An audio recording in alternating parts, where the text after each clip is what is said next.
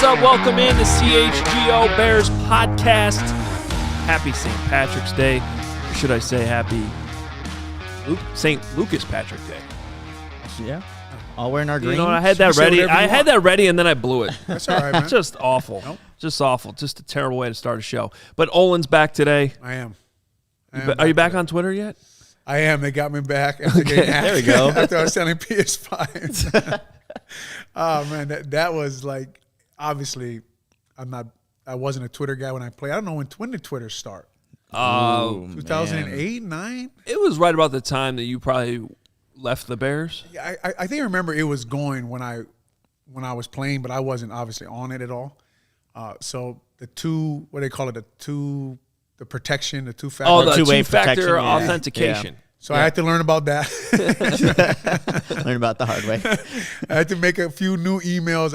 I get teased a lot about my SBCglobal.net that a lot of people tell me only no one uses SBC Global anymore. Yeah, Nicholas doesn't even know what that is. So, but I've learned hopefully how to protect my account. But yes, I got hacked. The guy was selling PS5s. Sadly, some people got caught buying it. If I ever come on again and say, "What's up, Twitter family?" That's not me. Probably not. You should know right there. If I put "What's up" with 4 or 5 S's and I call you Twitter family, that's probably not me. Yeah. That's a tough situation. It is, man. And really not your fault, but hey. It was nice to take a break from Twitter, though. We all need nice a break to be sometimes. off it for a little while. Hey, when I go on vacation, I shut it down. Do you really? That's good. Oh, yeah. That's Do really you find good. is it hard not to look at like information on what if something's going on? Like, have you ever left when it was like not free agency but season or? Yeah. Well, one example actually is the Khalil Mack trade. Oh, really? That happened because it was Labor Day weekend. Now, it was also kind of final cuts. Those were the couple days before that, though. So my wife and I went up to Madison for the Wisconsin game because they were playing. Their season opener was on a Friday night. Football. Oh, okay. Yeah. And so, awesome place to watch a game. Oh, it was so, awesome. it's always so much fun. And so, it's Friday night game. Is it the jump around? Jump around. Yeah. So it's a night game. We went out. We stayed out after the game. I'm not thinking I have to wake up early the next morning. And there's a knock on the door. We're staying at my in-laws because they live up there. And there's a knock on the door at like 7 a.m. And it's my mother-in-law. And she's like, Adam, I think you might want to get up. I think the Bears traded for Khalil Mack. So that's how I got that news. Listen, all I heard from that story is you married the right girl. That's all I heard. Your mother-in-law came and told you. Like, she knew you needed to know that Khalil Mack got traded. That's awesome. No, and that's a true story. So, I was plugged in, though, when they traded Khalil Mack away. Of course, that was just last week. How fast things change. But welcome in, CHGO Bears Podcast. We are here. It's presented by PointsBet. Use that code CHGO to live your bet life. My name's Adam Hoge. Nicholas Moreano's here. Olin Kreutz, of course. And Marky Mark wants to know, wait, I'm not getting that PS5? Not getting the PS5. No, you're not going to get a PS5, man. I have a son in college. I have another son about to go to college. They have all their friends. If I had PS5s, I wouldn't be selling them. They'd be taking them from me. So just know that I have 6 kids. They all have friends. If I had any PS5s, they'd probably have them. True.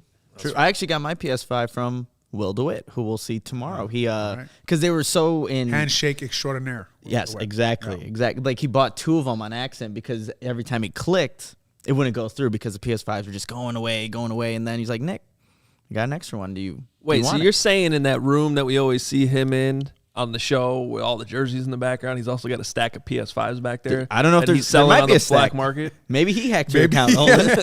That's what it's fine. See, just talking through it. Figured it out. We got through. We found the connections. Well, that's my fault for talking about his handshake. He said, "I'll show Olin." That's how it all works out. Payback. Wow. Him and George McCaskey teamed up. Hack my account. Sold PS5s with a grain of salt. That's what they did. I believe it, actually. I believe it. Yeah. How about that for investigative journalism right here? There you go. We just solved it. Anyway, happy St. Patrick's Day to everybody. Hope everyone's excited about college basketball going on. It's always a good time. It's nice out in Chicago. As soon as the weather turns, it's just, the world is brighter and wrong. better. And the Bears are, I don't know, kind of meandering their way through free agency at this point, as we've been talking about all week. But I'm glad you're here, Olin, because the big signing that I think we want to talk to you about, of course, is on the offensive line, because a couple of things happened. I mean, we heard they were in on Brian Allen at center. Didn't happen. He ends up re-signing with the Rams. And then the one move the Bears have made this week, they've, I guess, technically two moves, because one, they let James Daniels go, and he signs with the Pittsburgh Steelers, reunites with Mitchell Trubisky, and they go out and they sign Lucas Patrick from the Green Bay Packers, who for a while was just sort of a backup reserve type, and then in the last couple of years has started most of their games. So what is just your reaction to that addition to the Bears offensive line? For what they paid Lucas Patrick, I think you have to like the signing. Lucas Patrick, like you said, he started a lot of games. I think their center they drafted out of Ohio State. Is that Josh Meyer? Did I get that name right? Anyway, they drafted a center and early, I think it was second round, the Packers did, and he got injured. Right, he actually got injured against the Bears. I think he tore his MCL. And that's how Lucas Patrick became their starting center. Before that, it was Corey Linsley. So they'd never really gone into the season thinking this guy would be their starting center. Okay, Lucas Patrick, everything you heard about him is what I hear about him, is what you see on film. He's tough as nails. He'll fight you the whole game. Like what Poe said about him, he will bring that type of energy to the room. Will he dominate a game for you? I don't think so. Will he go to a Pro Bowl? Probably not. But can he be what they called him? I think is like a glue guy. Aaron Rodgers used that statement on him. A glue guy, tough as nails. A guy I talked to called him a pro's pro and a dirt dog. So that kind of guy. He gets after you. He knows his job, and he's going to give you everything he's got to do it. Will he end up being the kind of guy like on 4th and 1 will run behind him for the first down? Probably not. Right? He's probably not going to play at that level of football for you. Lacks some athleticism. But as far as toughness, what Ryan Post said he was looking for when he came here and watched film, right? Remember he talked about Justin Fields being on the ground and we all guys compete and be tough. That is everything I hear about Lucas Patrick. And obviously he knows Luke Getsy very, very well. Yeah. So, there's an obvious connection there. But what about schematically? How do you think he fits what the Bears have been talking about doing? He's coming from, obviously, the outside zone, Getsy scheme. Chris Morgan is an outside zone guy. Obviously, we talked about before. He coached with Kyle Shanahan in Atlanta. He fits it, right? He fits the mold. They went after Brian Allen for a reason, right? They were in on Brian Allen. Didn't get to the number the Rams got to. They felt like Brian Allen wasn't worth that amount of money that the Rams paid. And we'll see as time goes on whether they're right or wrong. Brian Allen, everybody runs this outside zone system, right? On the outside zone system, if the center is shaded front side, you have to get your head across on the guy, reach him, and block him. Tough block. The centers who make those blocks get paid. The centers who don't. So that is a very tough block. Is Lucas Patrick that kind of guy? He'd have to prove it to me. I have not seen that yet, okay? And here's the thing you always have to consider, guys, and we'll talk about James Daniels in a minute. When someone comes from an Aaron Rodgers, Davante Adams type offense, there is margin for error. It is easier to play in those kind of offenses because the box is not as stacked, and Aaron Rodgers is controlling everything. By that I mean he's making the mic point. He's telling you when the blitzes are coming. He's getting the ball out fast, right? So defenses, when they play Aaron Rodgers and Aaron Jones and Davante Adams, defenses are always on their heels, right? They're not attacking you. When you play the Bears, this is something I've heard from some of the Bears players, the O-linemen moving on. I can't wait to get into another. Like, everybody always talks about the Bears, like Fields or Trubisky or the receivers or the O-linemen went through the same thing now. Mm-hmm. They were in the same scheme, right? They were suffering the same. Their margin for error was 0 on the offensive line. If they made any mistake, it showed up. Okay, so that's what, when you're watching film, when you're Ryan Poles, when you're Luke Getsy, it's projecting a Lucas Patrick into the Bears offense without Aaron Rodgers there. Aaron Rodgers, if you put a clock on him, Adam, how fast does he get the ball out? Oh, shit. Right, he knows when a blitz is coming. Yeah. Especially when he has Davante Adams and he knows pre-snap, right. I can either go to him or I can't go to him. Right. And Nicholas, we talked about on this show before, when you have a receiver like Davante Adams, that helps your blocking. Why? They have to take people out of the box to double him. It takes blitzes off. So you play a Devontae Adams, the defense coordinator is doing this to his game plan. Not that blitz. Not that blitz, right? And it takes people out of the box. Now when you are – I remember I got to New Orleans, and I looked up from the center position, and I said to myself, where the hell is everybody? Right? Because for the Bears, like everybody was in the box trying to stop the run. When you play Drew Brees, the box is always light. It's always empty. There's no one there. And Drew is back there telling you, Olin, the blitz is coming from your right. And I'm like looking to my left, and I go, oh, he's right, right? So all I'm saying is it'll be interesting. I think Lucas Patrick's a good signing. I think he's a tough guy. I think he'll give you everything he's got. It'll be interesting to see him in this offense surrounded by these guys. He's played by Bakhtiari. He's played by Billy Turner. He's played by Runyon, the left guard. He's been surrounded. The Bears right now, you can't even name who their starting five is. No, and Olin, is it a foregone conclusion that Patrick is a center with the Bears, or could the people I talk to think that is his best position? Okay, that center is his best position. I don't think anything's a foregone conclusion for the Bears because I hear they're in on Teron Armstead. They're pretty far apart on the money right now, so we'll see if they do get them. Get Teron Armstead. So, you get Teron Armstead, and you get a Teron Armstead and a Lucas Patrick, you've improved your offensive line. Absolutely. Right? Right now, I don't know how improved that offensive line is what I will say. Yeah. I think he's a good signing. I don't know if he's a guy I would plug in next to a high-level starters, if that makes any sense. So if they get, let's just say hypothetically, they can get Teron Armstead, that's a game changer. That's Who's the guy. buying the beer? When they get Teron, we'll just go right there. Listen, I live in Bannockburn. I'll buy the beer.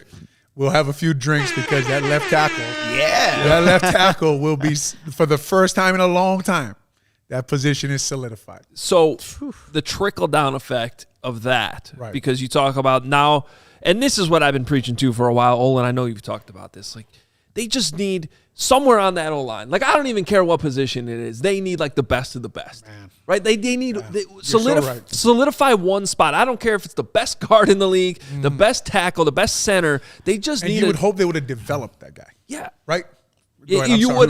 No, yes, you would. I agree with you so much that I just had to jump. I'm sorry. You're right. But who's the last offensive lineman they've been able to do that with? Right, Charles Leno, and then now he's gone. Right, so like that's a guy you can point to. Right, Charles Leno. People were tired of him here. Right, like he was done. He went to Washington. They saw him on film and they paid him, and he's still a name. If you mention him on Twitter that he's pretty good, people will just come at you from all kinds of angles, right?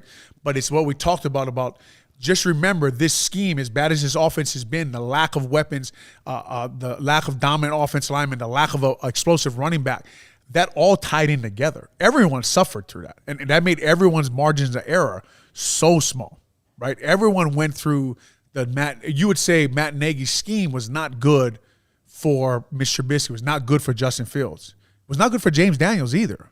Right, everyone goes through a bad scheme. Everyone on the field gets out schemed. Right, so James Daniels, left guard, center, get benched on the way home from Oakland for Cody Whitehair. They move Cody Whitehair, move him back to left guard, move him to right guard, and then say, "Well, what's wrong with James Daniels?" Well, look what happened. What's wrong with your development plan of James Daniels? So how? I guess where I'm going with this is how would just adding a guy like Teron Armstead at left tackle, the trickle-down effect, help Tevin Jenkins, just put him at right tackle, kick Larry Borum into right guard. Is that what you would do? And then all of a sudden, it's probably making Cody Whitehair a better left guard too. Mm-hmm. How would you, if that's your starting five with Lucas Patrick in the middle, what do you think about that? Teron Armstead makes everyone, that is a huge upgrade over Jason Peters, you can't say enough about what he did last year and the film he put together and coming off the fishing boat and his stories and ready to go. The things he did on film at 40 years old, unbelievable, right? Really is. But Teron Armstead, you'd put him in the top when he's healthy and playing. That's the question on him, right? That may be the holdup in the contract negotiation is his injury history. But you put him in the top 3 left tackles in the NFL. And we talked about the last time we were on Monday. That a lockdown left tackle who plays on an island is like a lockdown cornerback. So you lock someone down and you put all your coverage somewhere else. Same thing on the offensive line. If I can leave my left tackle on an island and slide everybody else the other way, it makes those 4 guys out so much better. Now, I don't have to chip for this guy. I know that, right? I don't have to give him help. So it's just no matter who's there, right? Teron Armstead will battle the best pass rusher in the NFL. He'll battle Chandler Jones, Von Miller, Nick Bosa, Khalil Mack. He'll battle all of those guys and come out doing pretty well, right? So he makes everyone better immediately. And I guess, Adam, to answer your question, if they sign him with Lucas Patrick, how they line him up, it's an immediate upgrade. Well, I mean, imagine if you're Justin Fields, too, having a Teron Armstead. You have that luxury and that comfortability knowing that you're going to have time. And you're not going to have it every single snap, but just knowing that that could be on a consistent enough basis, what can that do for you as a young quarterback? Like, that's also another upgrade for that. Well, you can also divide the field, right? So if you just have that comfortability of knowing that your blind side is going to be protected most of the time, that just allows you to see the field better because you're not, your head's not on a swivel every time you're dropping back. Right, and a guy like Teron, the way he prepares, the way he gets ready for the season, the way he gets ready on a week-to-week basis, and you have 2 young offensive tackles in there. Yeah, he can help you develop these young guys, and he just raises the level of not everybody, only everybody in his room, but everybody in the building, right? Because it's one thing to say this guy's a pro, this guy's tough as nails. That's great. Can he block somebody? Right? That's what it comes down to. It comes down to how good you are. Like, there's a lot of tough guys who are pros, who will study the game. Can you actually do your job? That's how you become a leader of a team. That's why I was interested when Poe said that Lucas Patrick can provide leadership. It's always hard to project a leader into a locker room, right? To just say that this guy's going to lead our team. I always felt like if you are the general manager, if you are the coach, if a guy's a leader, you don't have to say it. You don't have to. It'll just happen. Like, you shouldn't announce someone as a leader. And Olin, how difficult is that coming also from another team too? Like, you're projecting him to be a leader of people that, again, whole entire new locker room. So how does that dynamic even work? It's like any other job, right? When you walk into somewhere different, there's different energy, there's different people there, and you have to earn. Like, leadership is really just earning someone's respect, and then they will follow you because the way you do your job. The way you work every day, and eventually they realize, like, hey, man, if we follow this guy, like, this is good for my career, right? So you have to show that you're that kind of guy, and he may be, but it just is always interests me when they sign a guy and they say, well, he's going to be a leadership glue guy. Like, you don't know that. Also, not to play devil's advocate, but if you read the stories that came out of Green Bay with Lucas Patrick, like, there was a little bit of a lack of a confidence issue there until Aaron Rodgers kind of went to bat for him, right? True. So, and I'm glad he got through that, and maybe he can carry that on. He's probably a more mature player and human at this point in his life. But Aaron Rodgers isn't here anymore now, right? You're on a new team, and what's going to happen the first time one of the stories, and I think it was on The Athletic, but one of the stories I read was a game where he had a slide in at center and he had 2 really bad snaps where he actually snapped it to the running back instead of Rodgers. I've been there. Lucas, I've been there.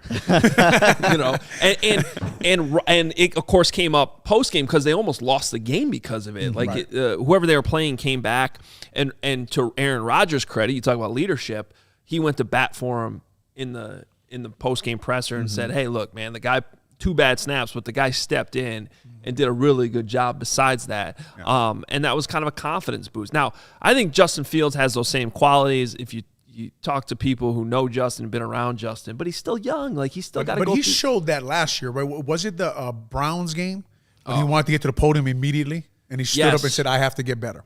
Yep. And after that performance, I mean, that's a leader to walk up there and say, that game was horse whatever, and I need to be better in the game. So to me, like you're saying, Adam, he showed that last year. He showed the leadership you want, and he showed even you watch a quarterback's body language when they're losing games or they're running in the huddle when they have to take a lead.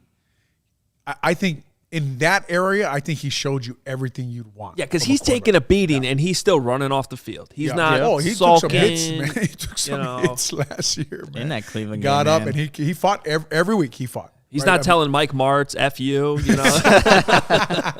Oh, man. But, you know, I guess to end on Lucas Patrick, love the signing, love what he is as a player. He doesn't fix your O-line problems, right? Your O-line problems are not fixed. It's not like signing a Teron Armstead. Like, man, our O-line just got a lot better. How about one other option here, Timothy commenting, what about Lael Collins, who is like going Dallas if you don't get Armstead? Yeah, it goes back. Lael Collins, the guy's a monster anyway, but he's played next to Zach Martin, and again, it's projecting Lael Collins. Zach Martin's probably the best right guard in the NFL. I'm biased, but I love Zach. Does he fit the outside zone scheme that Chris Morgan wants to run? We talked about that earlier, right? We want to get lighter and quicker, and you see they went after Brian Allen, that kind of center. They get Lucas Patrick, kind of a smaller outside, that kind of guys. I don't think Lael Collins fits that, but I don't know if Lael Collins is the guy I would get if I'm the Bears, because I think you have two of them on the roster. True. Tevin Jenkins and Larry Borom, and like we talked about earlier, like receiver and stuff. I always think about a football team as like a basketball team, and an O-line is the same way. I don't think you can have all of one guy. Right, that was why I was shocked last year when they took Tevin Jenkins to play left tackle. Like, he's a right tackle. Like, why would you?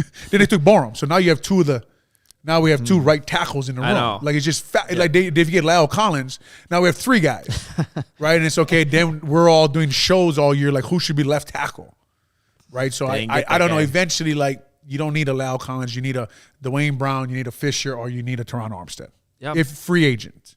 If you're going to get a free agent, right? The note, what is it? How do you say his name for the Rams? Nope. He was a left tackle type player. Well, and so here's a question from Cliff. Why didn't the Bears take Collins when he was available in the 7th round of the draft? Could have had him for nothing. We don't have to get in that whole. Now, didn't he go in a supplemental draft? Well, he was like supposed to be like a 1st-round pick. Yeah, and then I think something happened. Yeah, there was what was that story? It was bizarre, but was that the video? Was he the one with the? No, that was Larry Tunsil. Yeah. It was so disgusting. A college kid smoking weed. Yeah. What? Yeah, Collins was somebody. That was when Addressed. agents threatened you would come sit out on the now. season. You went Somebody died. There was like a. Oh no, I don't want to get into this. No, I know. That's why I didn't want to like. We got to get the story. I was just watching The Last Kingdom last night. Yeah. The last show, they all died. I can't take any more death. Okay. No, this was like real life though. But there was like he was worried. There was concerns he was going to get charged. Okay, with here we something. go. Yeah. His stock collapsed when police wanted to question him, not as a suspect, in connection with the murder of a pregnant ex-girlfriend. So. Man. No, it was right before the draft, and they were like, there was enough out there. They were like worried. So where did he get drafted? I think he went undrafted, Didn't and he go then like a supplemental draft or something? Well, no, because he was still Here. he was undrafted, and he actually got a decent contract, but it was nowhere near what he would have made. Oh, yeah. If he had been a 1st-round pick. To get to that question though, that's a tough situation to even blame on Ryan Pace for passing on a guy who may or may not be questioned by police in a murder investigation. That being said, though, this is something I want to touch on because I think one of my criticisms of the Ryan Pace era was after that mess they got themselves into with Ray McDonald. Remember that whole deal? Oh, jeez, yeah. It was like they were scared to death to touch anybody who had any type of off-the-field problem. And, I'm not saying you should go out and get the worst guys in the world, but there needs to be a balance in the NFL, and you got to still be able to give chances, second chances, and not just be scared of any tiny little red flag. And I just going forward, the Ryan Poles, I like even in that situation, if you draft Lael Collins in the 7th round, and in the worst case scenario, or Lael Collins, anybody ends up getting charged with murder, like okay, it's a 7th round pick. And the upside in that situation of actually turns out he wasn't really involved in it. Turns out he's a great left tackle. He's had no issues at all since he got to the NFL. Man, the upside there was pretty high for somebody you could have had in the 7th round. Like when you would trade for Deshaun Watson, right? Because the upside. Well, even then, that's a little bit different because there are pending lawsuits. All right, And I'm just saying, though, the upside, you just gave a guy a pass for murder. well, he didn't do it though. All right, I know, but you didn't know that. You said even if. Well, it's fair, Okay. fair, but we're talking about a 7th round, which is basically free. Okay, if you're trading for Deshaun Watson right now, you're giving up 3 first-round I picks. think when Coach Nagy was here, they called this a word salad. Okay. I think that's what they called this, what we have going on. Hey, it wouldn't be my first word salad. All right, this is not word salad. Hey, the best way to support CHGO right now is to download the PointsBet app. Use code CHGO when you sign up. If you do that right now, you'll get 2 risk-free bets up to $2,000. But that's not it, because if you make a $50 or more first-time deposit, you'll receive a free CHGO membership, which unlocks all of our web content. You'll even get a free T-shirt of your choice from the CHGO locker. So that's $2,000 in free bets. What's wrong? I'm just reading. This guy said I want my PS5 for ruining the Last Kingdom. I said everybody dies. Like, how do you? That's pretty funny. Yeah, actually you do owe that guy. I was a PS5 actually proud though. I could read that from here. Yeah, no. See, now you know what I'm dealing with. All right, so for $50 first-time deposit, you get that free CHGO membership, $2,000 in free bets, and that free T-shirt from the CHGO locker, all for making a $50 first-time deposit at PointsBet. And again, if you have any questions about all this, you can email pointsbet@allchgo.com. We'll help you navigate through all of it, but it's pretty easy to do, no-brainer move. It's your home for live in-play betting, and it just got even better because with PointsBet's new feature, the live college basketball same-game parlay, which you could be taking advantage of right now. For the first time ever, you can build the perfect live same-game parlay only with PointsBet. Combine your favorite bets anytime during the game.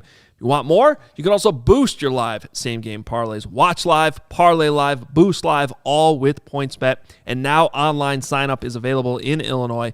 Download the PointsBet app right now. Register your account from start to finish, all from your phone. It's very easy. And plus, during PointsBet Match Madness, all users can earn up to $100 in free bets. During each round, just place a $50 pregame wager. Get a free $20 live bet to be used for that round. So what are you waiting for? Once the game starts, don't just bet. Live your bet life with PointsBet. Gambling problem, call 1-800-522-4700. I'll give you a little break here, Adam. Our next partner has a product that I use on a daily basis. I started taking Athletic Greens because I wanted to see what the hype was all about. And I've been taking my Athletic Greens after my morning workouts, and I can feel the difference right away. With 1 scoop of Athletic Greens. See the difference. Okay. You can see the difference, feel the difference too. Yes, sir. You can feel it, man. Thank you. With 1 scoop of Athletic Greens, you're absorbing 75 high-quality vitamins, minerals, whole food source superfoods, probiotics, and adaptogens to help start your day off right. Your sweatshirt even turned green. Exactly. Look at See? that. Look at there. The benefits of Athletic Greens. A mixture of ingredients helps your immune system, gives you energy, and improves your focus, and that's why I take my Athletic Greens to help me get through my busy day. What's awesome about Athletic Greens is that it costs you less than $3 a day, so you're investing in your health, and it's cheaper than that cold brew habit. Also, it helps support better sleep quality and recovery, which we all definitely need. Right now, it's time to reclaim your health and arm your immune system with convenient daily nutrition. It's just 1 scoop in a cup of water every day. That's it. No need for a million different pills and supplements to look out for your health. To make it easy, Athletic Greens is going to give you a free 1-year supply of immune-supporting vitamin D and 5 free travel packs with your first purchase. All you have to do is visit athleticgreens.com/CHGO Bears. Again, that is athleticgreens.com/CHGO Bears to take ownership over your health and pick up the ultimate daily nutrition insurance. All right, we keep it rolling here on the CHGO Bears Podcast. I want to thank everyone for the amazing support we've had so far, all the live viewers, people listening to the podcast every day. Appreciate it. We've seen multiple times this week with over 1,000 people watching live at any given moment, and all the interaction, comments. I would say mostly, what's the word I'm looking for? Positive interactions in the comments section. Thank you. I mean, what world is this? Yeah. That doesn't happen. Although I'll be honest, we do have Don Burr is always in there. He's a Detroit fan. He's always in there, Detroit though. versus everybody. That's all good. We appreciate you watching, Don. We usually have a Vikings fan in there. I've seen some of the Vikings comments come in. Yeah, so that's fine. Yeah, Like if you it's nice. if you want to We're live your building life community. and jump in the comments of of other NFC North teams. It's and all part of the rivalry. Also, talked about the Discord that if they become a member. That's right. We do have the members-only Discord. If you sign up at allchgo.com, we'll have a little bit more information on that coming up a little bit later on the show. Okay, this is a segment I'm really excited about, guys, because we're talking a little special teams for a minute. Oh, okay. Let's go. One Patrick is in on St. Patrick's Day. Another Patrick out. Pat O'Donnell is going to Green Bay. And Olin, I think Olin just fell asleep. Probably not the last time this will happen on the show. We're talking about long snappers? No, we're talking about he played punter, Olin. Oh, Pat O'Donnell? Yeah. Longest tenured bear. Did he go to Packers? Yeah. Traitor. See? 2014, He went to Conway Farms one day to golf, too. Don't ever call me again, Pat O'Donnell. Wow. I hope you get a text soon. I said call, Nicholas. Oh, that's not text. You You don't can text me. He can still text. Okay. No more calls. Okay. Yeah. No more PS5s for Pat O'Donnell. I do have some questions, though, a little bit. There's some punters out right now, so not necessarily the end of the world. Smaller deal that just don't forget about. He has been the holder for a really long time, so you're going to have a new holder. That does affect Cairo Santos a little bit. They'll figure it out by the time the season starts, I'm sure. But special, it's been interesting. They could have kept Chris Tabor, special teams coordinator. I don't think Chris Tabor was in a hurry to get out of here, but he had to make sure he had his next opportunity too. They kind of were dragging Carolina, right? Yep, he went to Carolina. He's a football coach, man. Chris Tabor's the kind of guy you win football games with. Yes, he's a good ball coach. And Very there's no question over the last 4 years he made special teams better for the Chicago Bears. Absolutely. They had a Pro Bowl. Did a great job when he had to step in as the coach, right? Yeah. When Nagy was out for he COVID, did a great job. Yeah, So- I'm with you. I so- thought that was a pretty big loss. I agree, and they didn't necessarily have to lose him. I think they wanted to make a run at Rich Bisaccia, who they ended up not getting, and he ends up in Green Bay. And I still have a little bit a question that hasn't really been answered, but Richard Hightower made a lateral move. It's not like he got promoted, and it wasn't like the 49ers were like, no, don't leave us. So now they're letting Pat O'Donnell walk. Who did they end up with their special teams coach? Richard Hightower. No, 49ers. Oh, I actually don't know off the top of my head. We'll look that up. But you're right. That is interesting. In the special teams, the style of football that Coach Eberflus wants to play, you don't know how big of a jump this Bears team is going to make. With the way the offense right now looks, special teams, field position, obviously takeaways what the Bears had last year are really important. A really important part of your team. Obviously, bigger than like Adam coaches special teams in high school at Carmel Catholic with Jason McKee, and that's an important part of your team. It really is. It's a huge part of any football team, and like you're saying, it's kind of a question mark right now. Well, it's similar almost to like O-line in that people notice you when you screw up. Right. Right. You don't when everything goes well, you don't get a ton of credit. Everyone expects you to make the field goal or punt the ball correctly, to tackle on special teams. But the second there's a big screw up, and it can cost you games. In a hurry, it can cost you games. The 49ers hired 17 pop-ups pop up on the 49ers website here. Brian Schneider, special teams coordinator, came over from the Seattle Seahawks. Okay. So, for whatever that's worth. For the record, doesn't even have a picture. Schneider? Oh, look at he that. Doesn't even get the it's a rough start, right? Yeah, right. So I don't know when they hired him. It's been a couple months. It's a rough start for Brian, but we wish him luck anyway. So like you're saying, maybe he's still locked out, like the MLB players were. They couldn't. Oh, okay, yeah, that's right. Yeah. They had the no image there. But yeah, being a holder, like I did, in high school, I was the holder. But there's a lot of pressure, man. Ask Tony Romo. What it can do to a game, right? Yeah. But yeah, again, something special. That was Seahawks playoff game, right? What year yes. was that? Yes. Seahawks. Yep. To your point, like no one would even notice Tony Romo was the holder until he screwed up a playoff game. To your point, I mean, Tony Romo had an amazing career, and he does an amazing job broadcasting, and that's the first thing people bring up. Bring it up. Who's the holder? Look, I'm not trying to press a panic button. Oh no, it's a legitimate question. It's just hopefully we won't talk about Pat O'Donnell for too long. What about Ryan Winslow? Well, you guys do a podcast every day. We don't have to talk about the punter when I'm here.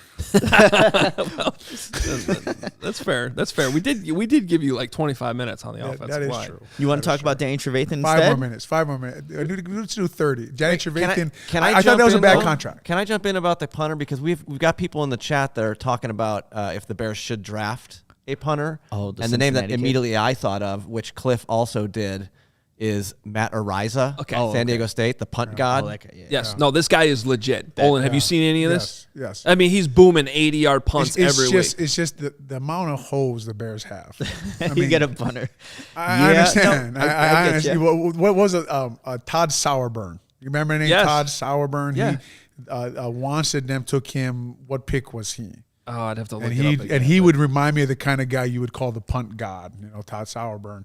And just the Bears have other issues right now. And you know what I remember Todd Sauerbrunn the most? When he was in Denver. Yeah. And what? Oh, he could kick now. But in interviews, he was incredibly stubborn about avoiding Devin Hester. He'd say, "No, I'm kicking to Devin Hester." And there was one of those games where I think Hester got him twice. So where was? Do you remember where he was drafted? But anyway, he was drafted high. He was a high draft pick. I got it right here. He was a second-round pick. I guess wasn't like 1999. 39 my answer or to that would be something? no. Was it I 39 wouldn't- or am I crazy? I wouldn't take What a punter number? early this year. I wouldn't. 56. I wouldn't be where I'd start 6 this draft team. picks. I agree. You got 6 picks. Yeah. One on a punter. You can't waste it on a punter. Yeah. But Although we just wasted 20 minutes on it. Hold on. One other It's about O'Donnell 4.5 question. minutes. In the chat, one other O'Donnell question is, didn't O'Donnell pull up to training camp in a McLaren one year? Is that true? He did. It was a loaner. It was a publicity sponsorship thing for. Oh, okay. Oh, and you know how it was back in the Bourbon A days. Like Everybody pulled up on the first. all the day. TV Yes. cameras are on. Tariq Cohen actually got in trouble with Matt Nagy because remember what do they call the 3-wheel calls? The spider thing? Is that what they call that? I forget. But he had that 3-wheeler looking car and was. I would have been mad too as a coach. He was driving around like a madman. Like I thought he was going to crash the thing, and that's the last kind of publicity you want on the first day of training camp. Is your running back crashes a car at Olivet Nazarene University. I probably broke like 17 rules there on that campus. I wonder how many rules Olin broke at that campus. None. Yeah, Everyone knows that about me. Even Larry Mayer's broken rules at that campus. Larry Mayer's broken a lot of rules. I was hearing some of those I don't stories. think we can do that on the podcast, though, out of respect for Larry. He loves every time I mention his name. I think we should end the punt talk with this. Tony Daly says, let's just try to punt less, and then we could talk about it less. Fair point. This is a fact. This is a fact. But Adam's point, man, a punter. The Bears haven't signed a lot of guys. We know we're waiting for a second or third wave. It's just hard to give answers or what direction this team is actually moving in. Johnny says right there, Johnny Hecker is available. The new staff, like not only the positions, but Getsy has never called plays in the NFL, right? It's just there's a lot of questions. Jimmy Arthur, the strength coach, has never been a head strength coach in the NFL. There's just a lot of questions about this team. When you ask, okay, what do you think is going to happen this year? Or what do you think about this signing? What do you think? Gosh, I don't know. Like Lucas Patrick has never played without Aaron Rodgers. I don't know. I don't know what he's going to look like when it's not Aaron Rodgers behind him, right? Yeah. I don't know when it's not Aaron Jones running the ball behind Lucas Patrick. I don't know what he's going to look like, to be honest with you. I don't. We won't know. We have to find out. Wait and see approach. When the MVP is not lined up behind you with Matt LaFleur's scheme, things get a little different. They get a little hectic. Yeah, absolutely. But we were talking about Danny Trevathan real quick. Real quick, because I think the Bears PR staff might be trolling us right now because they've just announced that they released long snapper Bo Brinkley, who I did not know was on the team. I'm like, that's a big loss, though. If you think about it, that's the biggest loss of the year. But the timing of the Bears announcing that is pretty funny. That's the biggest loss of the year, right there. And our friend Kevin Fishbane's on Twitter, of course, taking shots at me, saying he had visions of daily long snapping breakdowns from me, and now he's not going to get those. Before we talk about Danny Trevathan, which I thought was a bad contract for where Danny was with his injury situation and stuff. Yeah. But before we talk about that, it's so interesting to me that the O-line was the group that everybody talks about. Obviously, Ryan Poles didn't like the O-line. But it's also obvious he didn't like the defensive line. Oh, yeah. Right? He lets Bilal Nichols walks. Cuts Eddie Goldman. Trades Khalil Mack. He wasn't impressed with both sides of the line. Now, obviously, Khalil Mack's a little different situation. You get a 2 back for the guy. Obviously, he's a pretty damn good player. But Eddie Goldman's gone. They didn't do a lot to try to re-sign Bilal Nichols. I had thought he would be the guy they'd pair with Ogunjobi at the nose guard spot, which it looks like may go to Angelo Blackson unless they get somebody else now. But anyway, it was both sides of the line. right? That you like. A lot of people like to say, man, he didn't like the offensive line. Well, you know what? Look at the moves. He didn't like the defensive line either, right? So I find that interesting. No, that was interesting, and some of that might be scheme, but you could probably say that actually on both lines. I think it's a good observation, Olin. And all right, so Danny Trevathan, I agree with you. It wasn't just that contract. That to me, that's where Ryan Pace just shifted into this totally different era that he hadn't been in before, where he wasn't giving out really any contracts to guys over 30. And if he was before that, it was like 1-year deals for like nothing, like prove it deals. I don't even like a Santonio Holmes. Remember when they signed him? I don't even know if he was 30 when they did that. My point being, that offseason was right at the start of COVID, 2020, right at the start of free agency. It was Robert Quinn. It was keeping Danny Trevathan over Nick Kwiatkowski. Yep. And by the way, Nick Kwiatkowski got released too. So, the Raiders obviously felt like they overpaid him a little bit and had to get out of it. But most of these deals are 2-year deals. So, to your point, Olin, the fact that they have to designate Danny Trevathan, who was over 30 when they gave him that contract, they have to designate him as a June 1st cut just to save any money, because otherwise it's costing against the cap to get rid of him. That was not a good contract. Yeah, and it just that there's really not much else to be said. Danny Trevathan just looked like that knee injury he had, or he just did not look like the same player running around the field. Now listen, when Danny was healthy, when we first got him from Denver, when he was feeling holes, he's the kind of guy you wanted, right? You could see the energy he played with. When him and Akeem Hicks were on the field, the other offense knew they were in a dogfight. Those two guys brought it every single day. But at the point of, like you're talking about, Adam, you have to decide, and you have all the information you're building. Just watching the film, you're kind of like, I don't know, they probably should go younger here at this spot and just see if there's another. And eventually, with Roquan, him rising, and the other guys playing in there anyway, the defense was still pretty damn good. So I wasn't shocked at the Trevathan, but it goes back to what we're talking about, right? We talk so much about this revamping this offense. Really, they're revamping the whole defense. Right? The defense is going to be totally different next year. Like Ogunjobi, no Khalil Mack, Ogunjobi for Akeem Hicks, wherever the nose guard's going to be. There'll be different linebackers by Roquan Smith. There'll be a different safety. There'll be a different corner. Nick Morrow. Right, for a defense that numbers-wise has done pretty well, except for we all know what Eberflus values, except for the takeaways. Defense that has been pretty darn good here. They're totally different.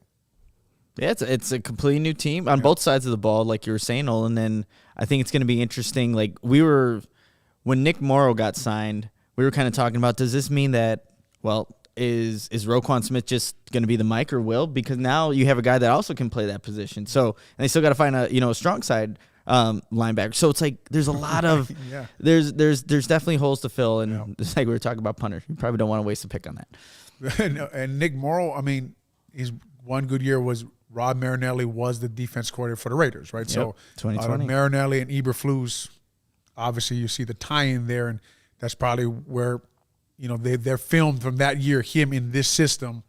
That's why they went and got this guy. But where does everybody line up? Where do they fit? We talked about I'd be interested to hear Brian Urlacher's comments on going from a 2-gap system to a 1-gap system and how he felt about that adjustment was, because, and I haven't talked to him about it yet, but I thought I remember at first it was kind of hard for him that he had to, that the nose guard is just letting that center come up to you.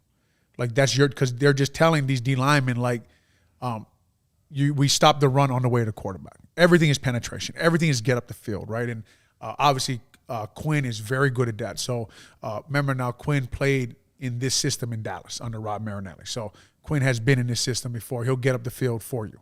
But it'll be interesting to see like Roquan's adjustment. I'm 90% sure he can do it. Like this guy's just a football player, right? That seems to transcend system and it won't really slow him down. But I'd be interested to hear Brian Urlacher's thoughts on going from scheme to scheme. Maybe we need to get him on the show on Monday. Yeah, well, I'm sure he would call in.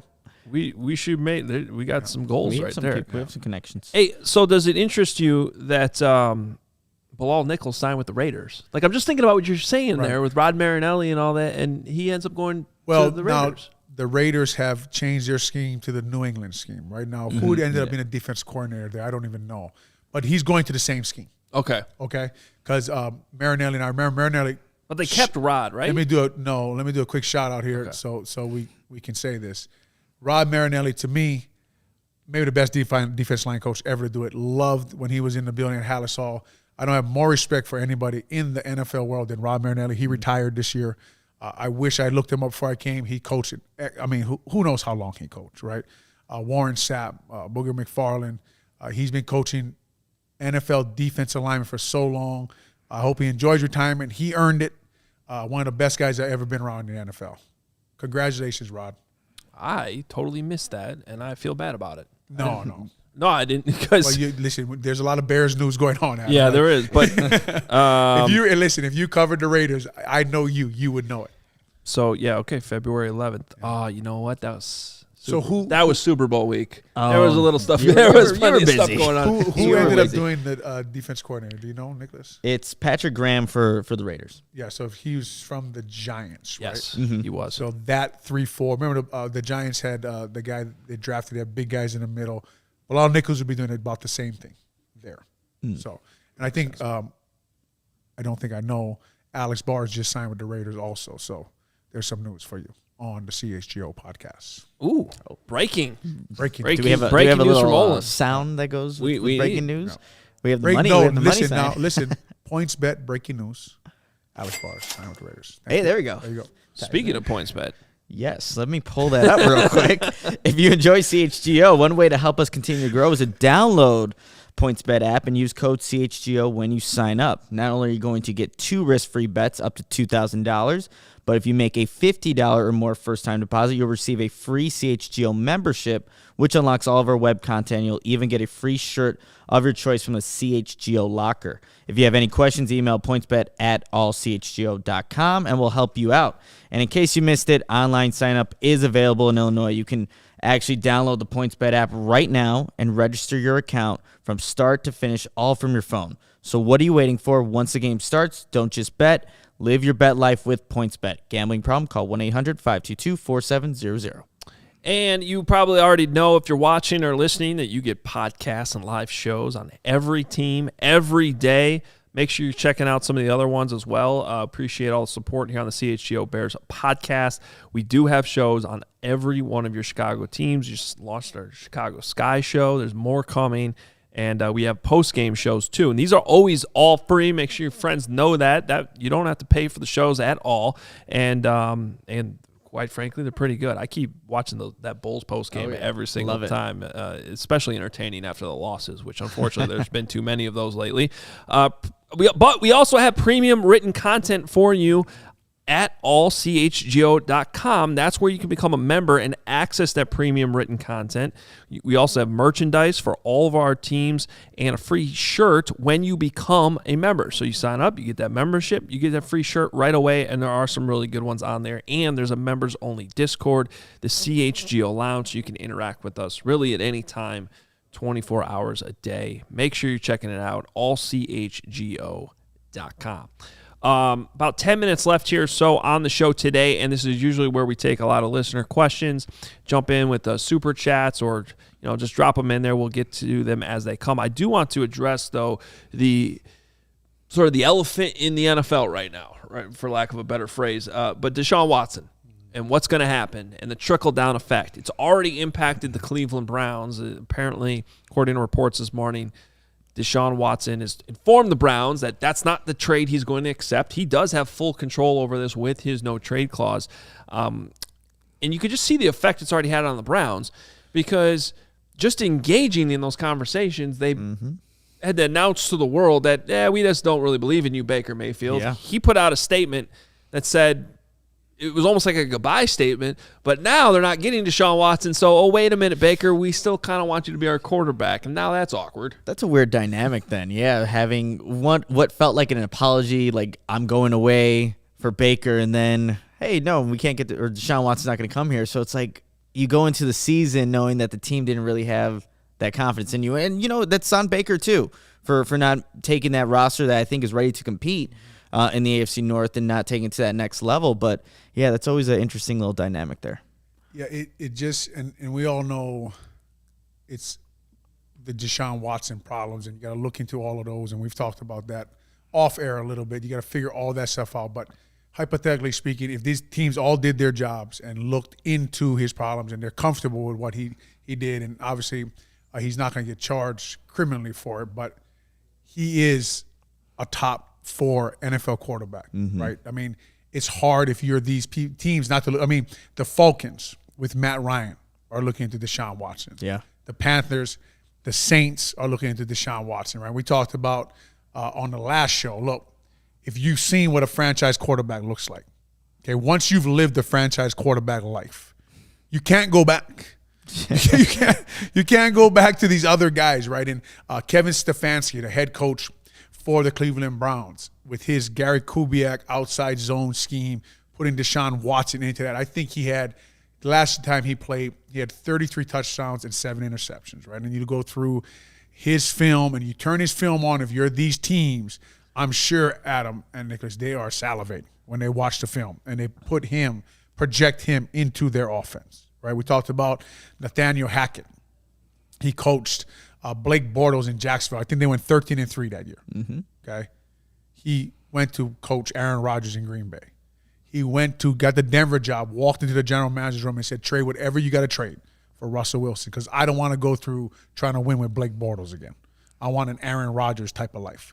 So you're not shocked that people are going after Deshaun Watson that hard and just saying, look, man, I mean, he is better than you. Yeah. You know, like if we want to win here and we want to win here consistently, this is one of the guys. Do you think, like, do you understand where Baker Mayfield's coming from? Oh, yeah. Or should there be some understanding that, like, yeah, I understand Deshaun Watson's better than me. These guys who play in the NFL now, I mean, these are highly competitive guys. They take everything personal. Everything is personal to these guys, right? So a slight like that, right? I mean, to gain his trust back, to earn his confidence, I would say it's going to be almost impossible, right? You almost have to move on now, which I don't think the Browns. What are their options? Well, I know that. Well, no one has options. It's like Kirk Cousins making $40 million this year, but no one has options at quarterback, right? So, but I think the Browns have to. Well, you could see what the trickle-down effect here. Yeah. What's interesting is this has turned into an NFC South battle, right? For Deshaun Watson, and you know the Texans probably regret giving Deshaun Watson a no-trade clause at this point. Oh, yeah. Because if you could imagine 3 teams from the same division just upping their bids in a bidding war. Like right now, they don't necessarily have to up their bids because it's really up to Deshaun Watson to decide which of the 3 teams he wants to go to. And Houston, I will say it again since I know Lovey and Pep Hamilton pretty well, you don't have to trade him. That is an option. Listen, when you have something that everybody wants to give you everything for, take a good look at it. Maybe you want to keep it, right? Because Lovey, we know he can coach defense. His problem when he was here was putting the ball in the end zone. I know. I was on those offenses. We had a big problem putting the ball in the end zone. I would just consider keeping him. And that's where I wonder what the heck their plan is going to be for replacing him. Right. You know, it's not a great year for draft picks, for quarterbacks. There's really nobody that blows you away. That's why you think the Falcons make sense. Because Matt Ryan is in the trade.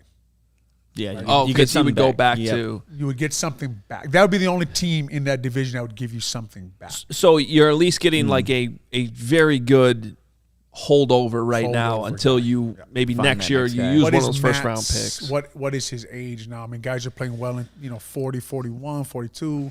I'm just saying if I'm the Texans, I'm at the point, if those are the only 3 teams left, I'm only trading them to the Falcons. Like, to me, if you look at both sides. But they can't control that. Yeah, but I would tell you can by telling them, look. Oh, we're not going to trade you unless you. We're only trading you to the Falcons. Yeah. Then it becomes a poker game. At some point, you have to do what's best for the Texans. I agree. Oh yeah. Right, which, by the way, is to not trade him. Right. Yeah. That to me, that's the best thing. But obviously, everything that's going in that city and stuff. But anyway, that would be the trade I would think would happen. You trade him to the Falcons, the Bears will play Deshaun Watson on the road, yeah, which would be an interesting. They played him when he was in Houston last time. Dave Ragone would be coaching him up. right? He's in the OC. Oh, yeah. That's right. Yeah. Former Louisville QB. Guys, we have some questions in the chat if you'd like to. Let's jump in. Let me throw some up there for you. Let's see. First off. Got about 5 more minutes here for some questions. And here you go. First up, do the Bears go wide receiver, O-line first, and who specifically do they take? Was the draft tomorrow? Pass. And let's go to the next one. I mean, realistically, I could see both of these positions being addressed in the second round. 39. Although I think at this point, you haven't addressed wide receiver at all. So let's say 39, and we talked about Christian Watson. If you want David Bell, I don't know, maybe people are a little soured on the combine results and how fast he didn't run. Watson, the kid from North Dakota State? Yeah. He is. Man. I like Olin's him a fan. Look, Pose has said he goes with the highest player on his board. I think it's those 2 positions, and it's the highest player on the board. Yeah. I think that's what they do.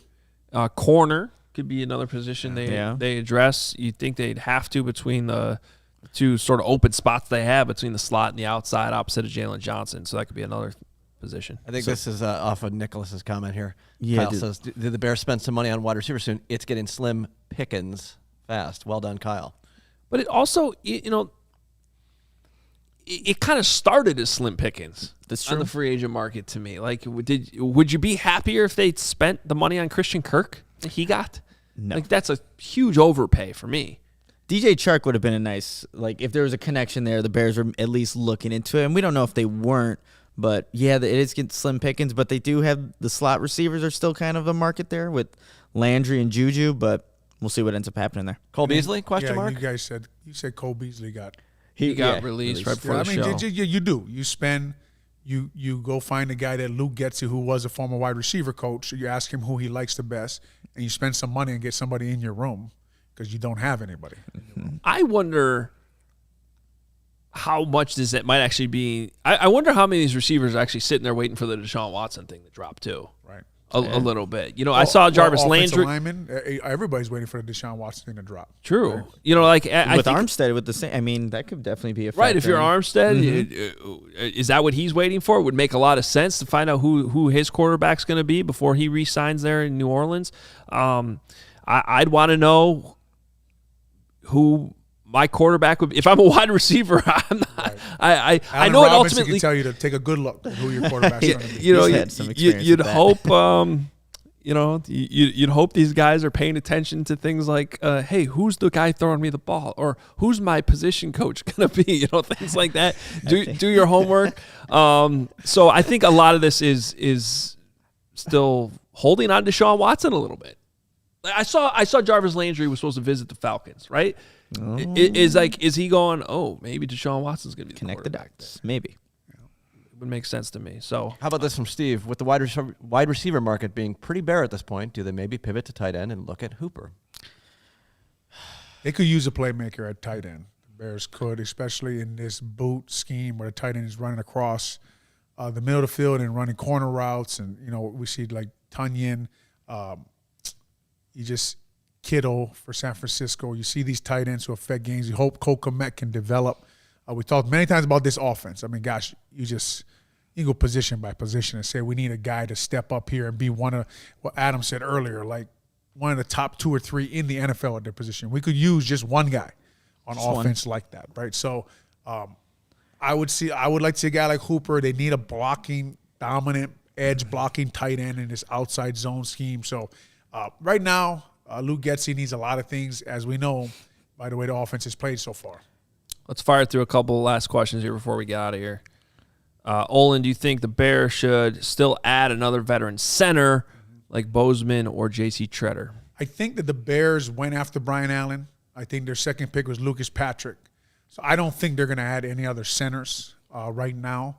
But the Bears need to add depth on their offensive line and let that position shake out. And that's what they haven't done in a lot of years here on the offensive line. We heard Ryan Pace sit up there in 2019 and tell you the offensive line is our problem. We're going to get it fixed. The problem was they never spent. I think they ended up 28th in the league in the how much of their salary cap they spent on the offensive line. So Ryan Post, former offensive lineman, Ian Cunningham, former offensive lineman, although a question is starting to come out of who is actually running the negotiations up there for players at Hallis Hall and how much money they're willing to spend on people. You wonder if they're waiting for 2023. But as many guys, just get them in a row. Because, J.C. Tretter and Bozeman, I mean, give them 1 or 2 year deals. It won't really hurt your salary cap if you got to cut them and release them. Get them on the field and let them all compete because you need to find players. That's why you mentioned DJ Chark. I feel the same way. Like 1 year, $10 million is what he got. Why would that have hurt you? You have the space right now. Right. It doesn't hurt you in the future. Maybe he turns a corner in his career, so and he's still pretty young. So I definitely like to see Ryan Poles make some more moves like that. And the later, I keep saying be patient, but we are getting later in the week here. All right, Poles, give us something to talk about. that too. That would help. Otherwise, we don't need full special teams segments every day. You might have to go that especially when Olin's. I got to admit, I enjoyed that special teams. I got to call Pat Manley. We'll get him on too. We should get Pat on. See, now we got a guest list going for next week. All right, make sure you're following us at CHGO_Bears. Again, I say this every day. Tell a friend, tell a Bears fan that you know and you love. Hey, check out this new show, CHGO Bears Podcast. You can watch us every day on YouTube at 11 a.m., or you can listen to it as a podcast. Either way you consume it, we appreciate you. Make sure you go to allchgo.com, become a member, and we will be back tomorrow for our last show of the week. Be myself, Nick, Will DeWitt will join us too. Olin's back Monday. Enjoy your St. Patrick's Day, everyone.